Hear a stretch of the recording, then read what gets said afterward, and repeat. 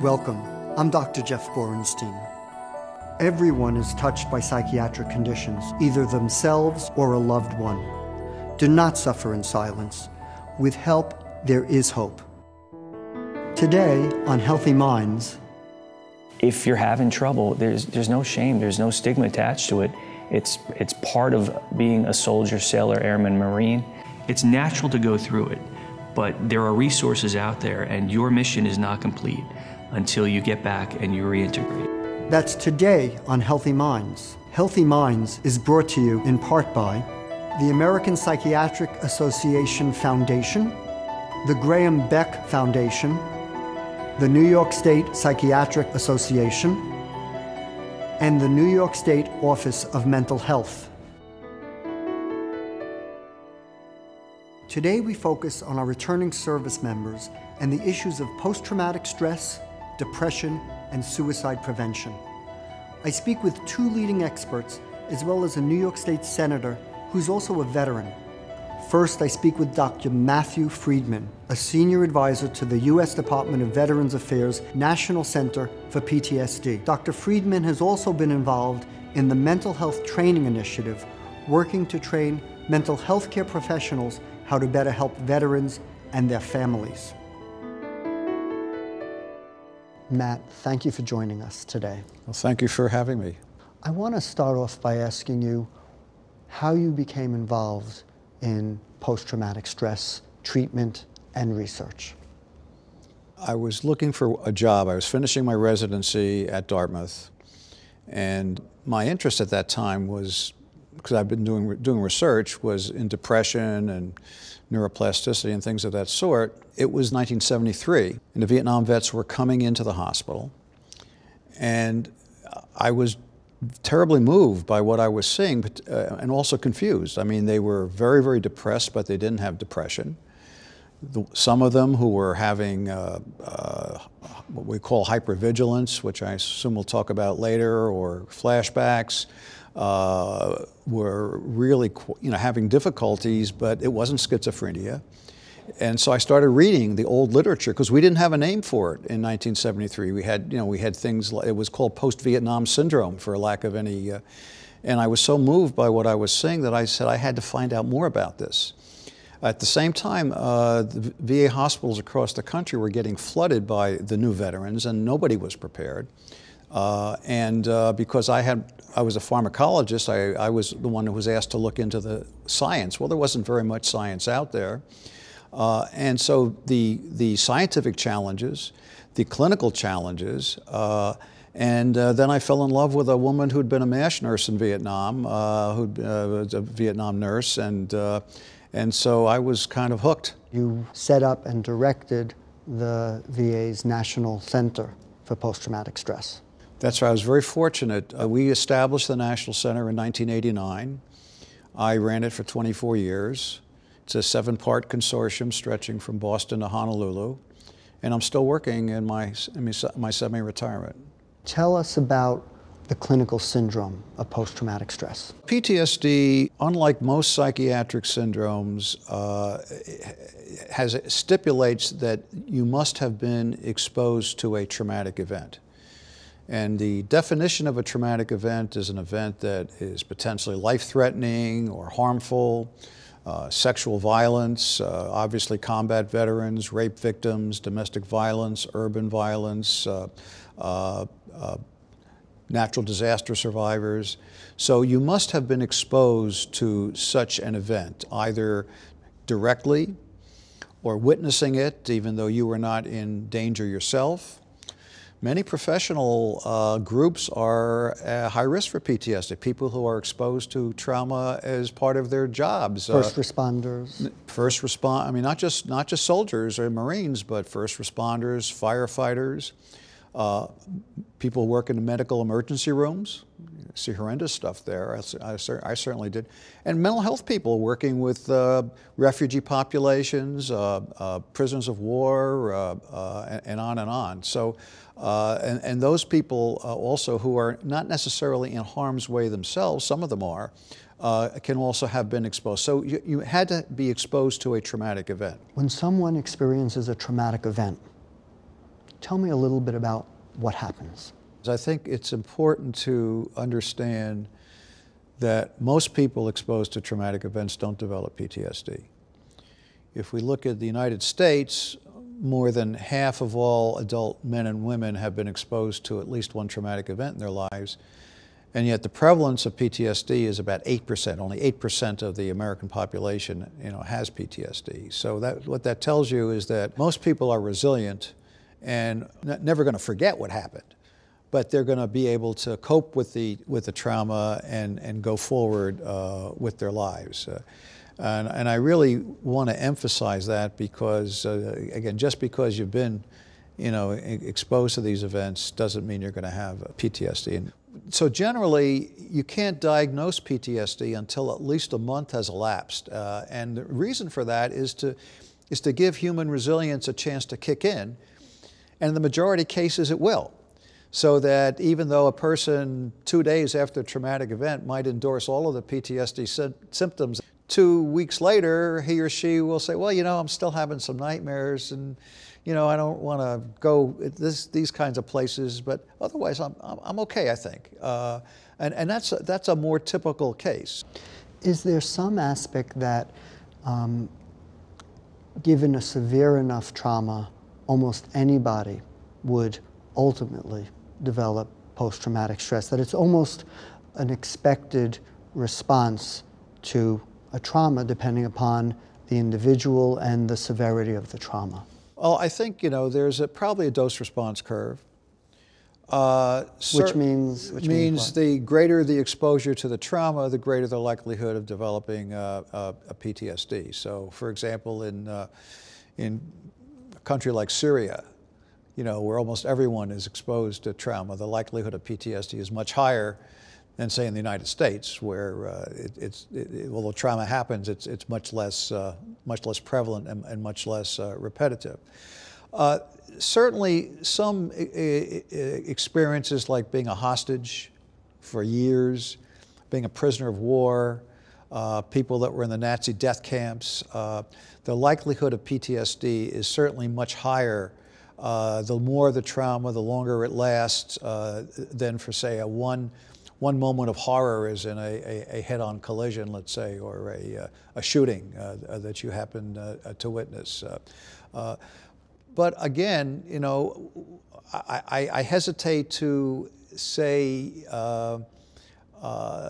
some people are more, because there's so many moving parts here. There is the genetic loading, there is the healing environment. If you have a family that's going to be supportive, that's going to, because we know that social support is one of the best buffers against trauma. Treatment is another. The sooner you get treatment, I think it lowers the risk for PTSD. Having said all that, I think that some people who are exposed to prolonged, unspeakable cruelty, abuse, violence, the likelihood of PTSD is very high.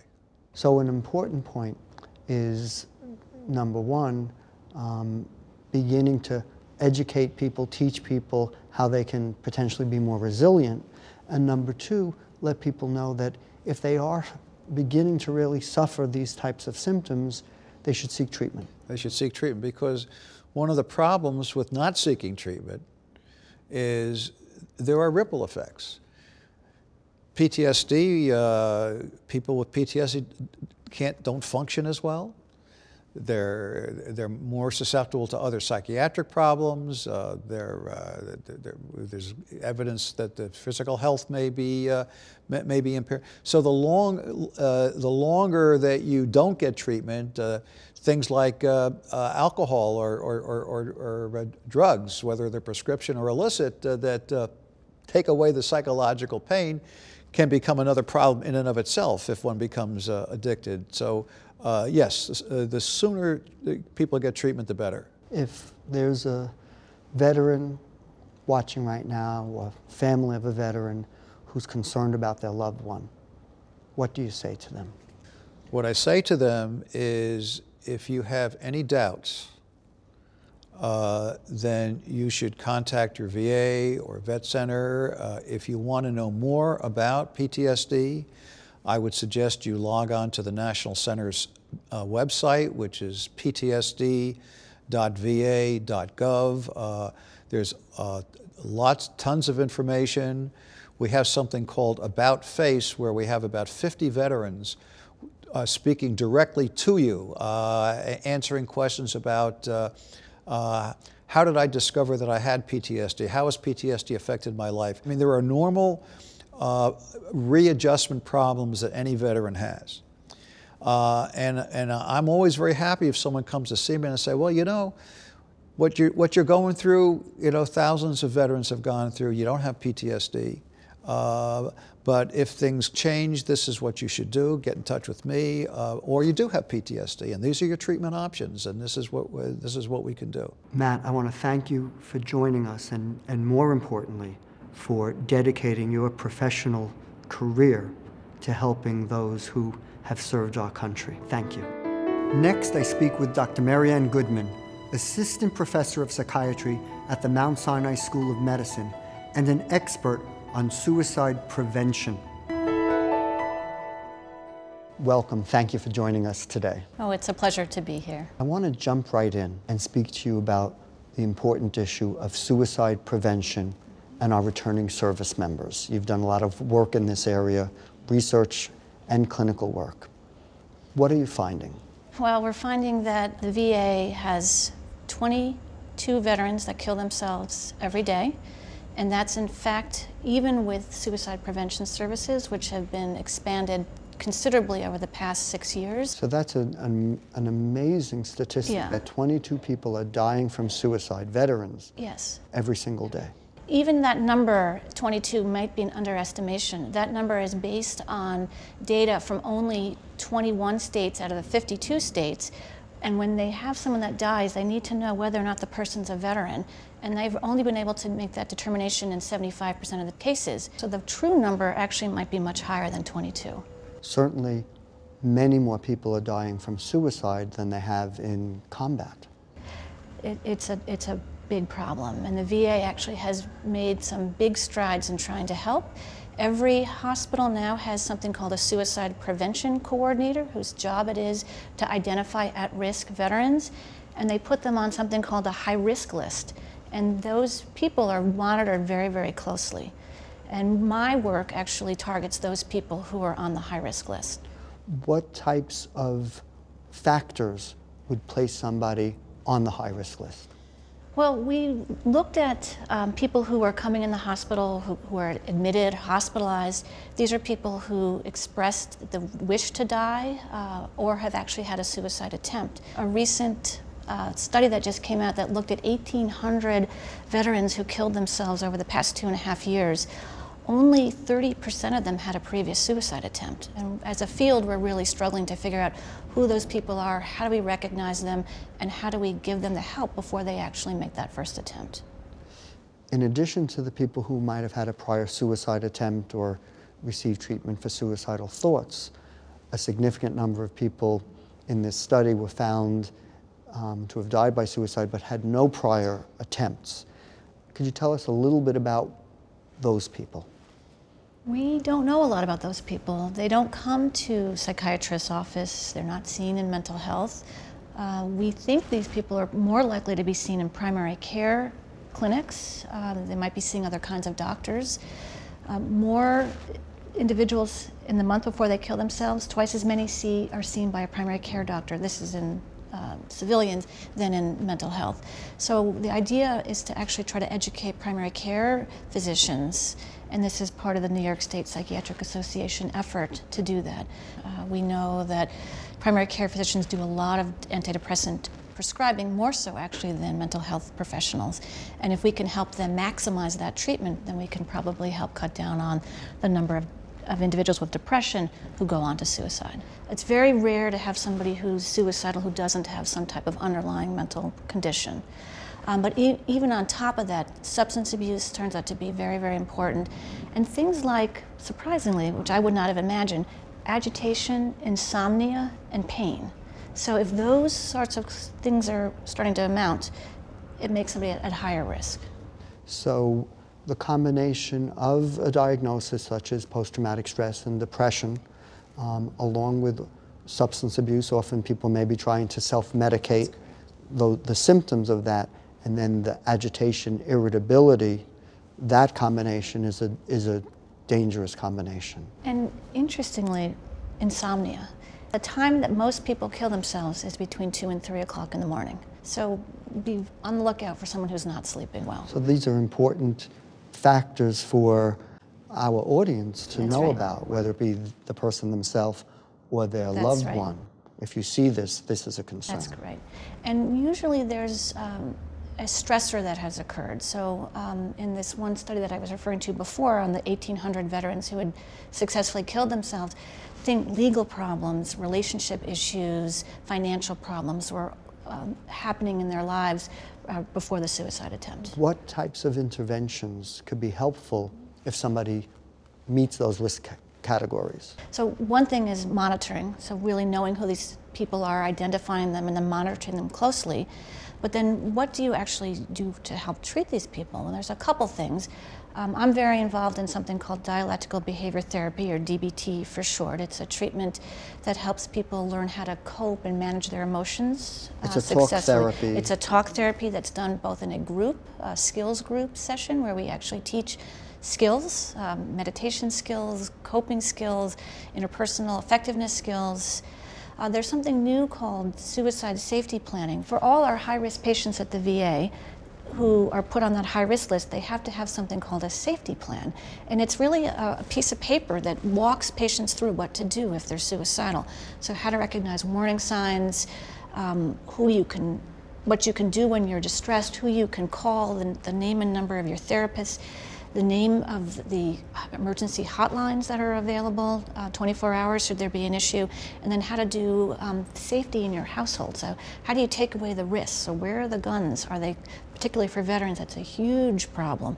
Most people who kill themselves who are veterans are using guns. So are the guns in a safe place? Is there a family member who can actually watch the guns for you? That's a whole area that we really need to be doing much more prevention with. But other patients take pills and overdose, or can you empty your medicine cabinet of the unused pills that are standing there?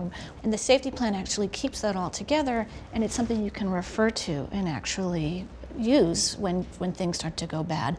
And the VA is very interested in maximizing the use of that safety plan. So the safety plan sort of has two components. One is some steps that could be taken in advance, such as securing guns, making sure pills aren't available, other types of steps that could be done right away, but then also a plan of action for the person if they are starting to feel the impulse to harm themselves. These are the things, don't do that, take these steps. I have a great story, and this is, for God honest, the truth. I had a patient who had a very upsetting interaction at work, and he just said, I can't take anymore, and actually went to one of the bridges in New York and was walking along the bridge, said, I just can't do this anymore, and realized that in his pocket was a piece of paper. He took the piece of paper out, and it was the safety plan. Opened it up, and I think what happens is when you're feeling suicidal, the world sort of gets very constricted, and you just sort of see your own problems. Looked down at the safety plan and realized there were things he could do. There were people who loved him. He looked up at a photo. He said, "Oh, the photograph was one of his things to do to feel better." He looked on his phone and saw the photograph of his kids, and thought, this doesn't make any sense, and actually walked off the bridge. The important thing for people to remember is that in the heat of the moment, they may forget that there are alternatives and reasons for living. But if they could step back, take a deep breath, look at the bigger picture, there's always help available and alternatives available. There are 24-hour hotlines that you can call. The VA has a terrific one for just that purpose. But I would still want to know that people are going to actually access those services. That same report that I keep talking about, people, even though those services existed, the individuals who killed themselves did not utilize them. Patients that I work with who are suicidal, they turn their phones off. They stop answering texts. They don't answer the door if somebody comes. So if somebody's really starting to cut off other people, I start to get anxious and think more about keeping the person safe in the hospital. Right. Being isolated. Isolation is a huge risk factor. I want to finish up by asking you to say some words of advice to anybody watching right now who may have a concern about these issues? So my word of advice is if you've got a loved one or you are a veteran, call your local VA. They'll welcome you. They'll want to help you now that it's easier to get access, and there are services there for you. Thank you very much. Thank you. Next, I speak with New York State Senator Thomas Croce. Senator Croce is a veteran, and one of his priorities is to support our returning service members and their families. Senator, thank you for joining us, and more importantly, thank you for your service to our nation. It's a privilege. I want you to tell us what it's been like for you coming home from active duty. You're still in the reserves, but what it's been like for you to come home. Well, there was two different periods. Once when I was on active duty, I was an active duty naval officer for a good part of my life, and that's one way of coming home. And then the other way is as a reservist, or folks who are in the National Guard. And I raise both because when you're active duty, when you return home, you're returning home to a military base, you're returning home to a military community, you're returning home to a military support network. All those services are there on your base, and that's your home, your family. And so that's one way of coming home. The other way is as a reservist. But on the reserve side, you go right back to your civilian life, and there's no buffer. They do a good job now in the demobilization process and transition process of helping us through that. But it's a very stark, immediate return. And that's where the expectations come into play. And so many folks that I talk to, returning veterans who have had issues returning home, say that those expectations of being put right back before you left, both at your job, in your family life, in your marital life, it's a lot of pressure at once. In veterans, we like to say that the hardest part of deployment is coming home. It's not being in combat operations, it's not the training, because you're with your family, essentially. And veterans will tell you all the time, I've never felt more productive, I've never felt more relevant than when I've been deployed, especially in a combat zone, where everything I do is critical to my team. So there's an expectation game there too, as far as what you should expect out of your civilian life when you come home and how you should feel every day. What do you suggest to people, having experienced it from both types of deployment, what do you recommend that someone do as they are returning home in order to make it as smooth as possible? Well, first of all, recognize that you're never going to be 100% like you were before you deployed and you went into, especially theaters of operation where there's active combat. You're never going to be the same exact person. You need to understand that. Your family needs to understand that, because a lot of times those expectations will be, okay, you're back, you're done. Now let's get back to the Little League game and let's go to mother-in-law's house for dinner. You're never going to be the same. You have to recognize that in yourself. And you also can't be afraid to ask for help if you need it. You've now dedicated your life to public service, and you're working to help the lives of our returning veterans. Tell us about some of the initiatives that you're involved in. Well, first of all, I'm still in the reserves, I still serve in military capacity. You've got to find the men and women in society. In New York, it's pretty easy, who are veterans, who are people who are still in the Guard or the reserves, people who have served, whether it's World War II, Korea, Vietnam, the first Gulf War, or Iraq and Afghanistan and global war on terror.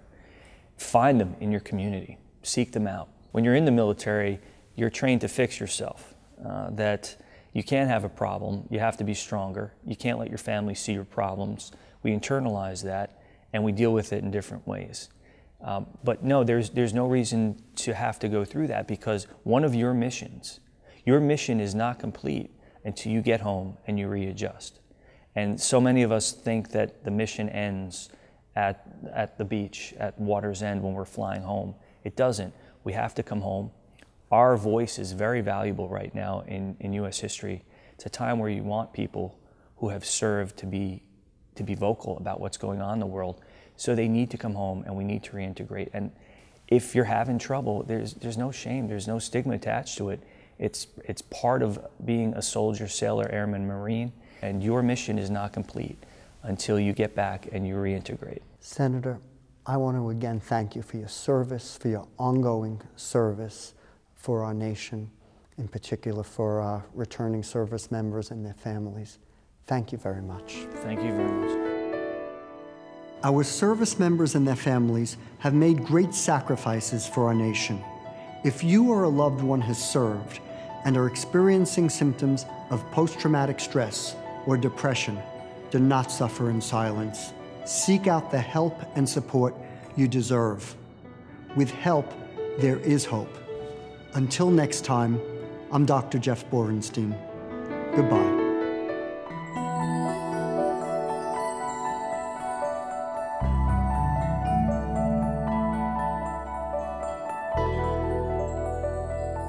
With help, there is hope.